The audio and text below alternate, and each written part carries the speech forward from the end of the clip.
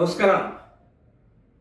ನಿನ್ನೆ 19ನೇ ತಾರೀಕು ಇಡೀ ದೇಶದಲ್ಲಿ ಛತ್ರಪತಿ ಶಿವಾಜಿ ಮಹಾರಾಜರ ಜಯಂತಿಯ ಆಚರಣೆ ಅತ್ಯಂತ ವಿಜೃಂಭಣೆಯಿಂದ ನಡೆದಿದೆ. ಇದೊಂದು ಹಿಂದೂ ಸಮಾಜಕ್ಕೆ ಪ್ರೇರಕವಾದಂತಹ ಒಂದು ಜಯಂತಿ.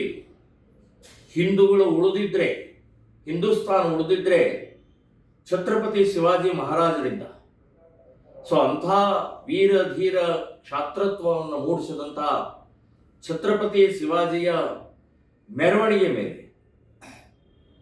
ಬಾಗಲಕೋಟೆ ನಗರದಲ್ಲಿ ಒಂದು ಮಸೀದಿ ಎದುರುಗಡೆಗೆ ಬಂದ ತಕ್ಷಣ ಕಲ್ಲು ಚಪ್ಪಲಿಯನ್ನು ಎಸೆತಾರೆ ಅಂತಂದ್ರೆ ಇದೊಂದು ಅತ್ಯಂತ ಹೀನವಾದಂಥ ಕೃತ್ಯ.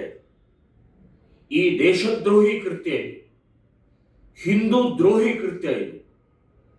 ಛತ್ರಪತಿ ಶಿವಾಜಿಯ ಮೆರವಣಿಗೆ ಮೇಲೆ ಕಲ್ಲು ಎಸೆದಿದ್ದಲ್ಲ ಇದು. ಹಿಂದೂಗಳ ಮೇಲೆ, ಹಿಂದೂ ಧರ್ಮದ ಮೇಲೆ, ದೇಶದ ಮೇಲೆ ಕಲ್ಲು ಎಸೆದಿದ್ದು ಅಂತನ್ನೋದು ನೆನಪಿಟ್ಕೊಳ್ಳಿ.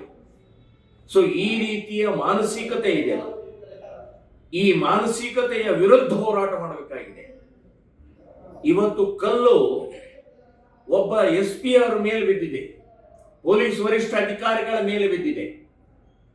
ಅದೇ ಇನ್ನೊಂದು ಎಲ್ಲೋ ಬಿದ್ದಿತ್ತಂದ್ರೆ ಕಲ್ಲು ಬಿದ್ದಿಲ್ಲ, ಏನೋ ಆಗಿಲ್ಲ ಅಂತನ್ನುವಂಥದ್ದು ರಾಜ್ಯ ಸರ್ಕಾರ ಹೇಳ್ತಾ ಇತ್ತು, ಗೃಹ ಮಂತ್ರಿ ಹೇಳ್ತಾ ಇದ್ರು. ಇದೆಲ್ಲದಕ್ಕೂ ಕರ್ನಾಟಕದ ಕಾಂಗ್ರೆಸ್ ಸರ್ಕಾರವೇ ಹೊಣೆ. ಇದಕ್ಕೆ ಅವರಿಗೆ ಜಿಹಾದಿಗಳಿಗೆ ಕೊಡ್ತಾ ಇರುವಂತ ಕುಮ್ಮಕ್ಕೆ ಕಾರಣ ಅಂತನ್ನುವಂಥದ್ದು ಹೇಳ್ತೇವೆ. ಛತ್ರಪತಿ ಶಿವಾಜಿ ಮಹಾರಾಜರ ಮೇಲೆ ಮೆರವಣಿಗೆ ಮೇಲೆ ಕಲ್ಲು ಎಸೆಯುವುದು ಅಂತಂದ್ರೆ ಎಂಥ ನೀಚರು, ಎಂಥ ದ್ರೋಹಿಗಳು.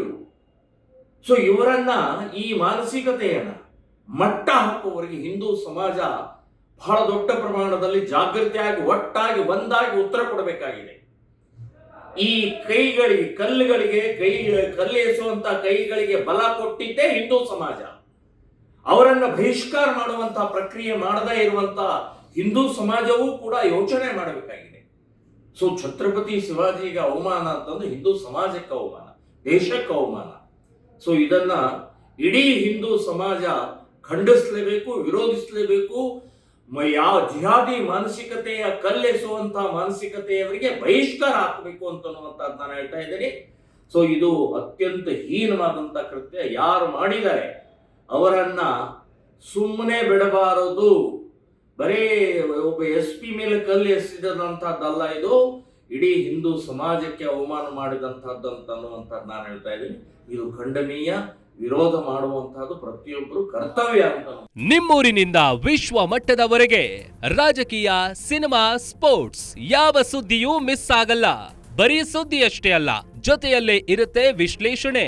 ಗ್ಯಾರಂಟಿ ನ್ಯೂಸ್ ನ ಸಬ್ಸ್ಕ್ರೈಬ್ ಮಾಡಿ, ಫಾಲೋ ಮಾಡಿ, ಕ್ಷಣ ಕ್ಷಣದ ಅಪ್ಡೇಟ್ಸ್ ಪಡೆಯಿರಿ.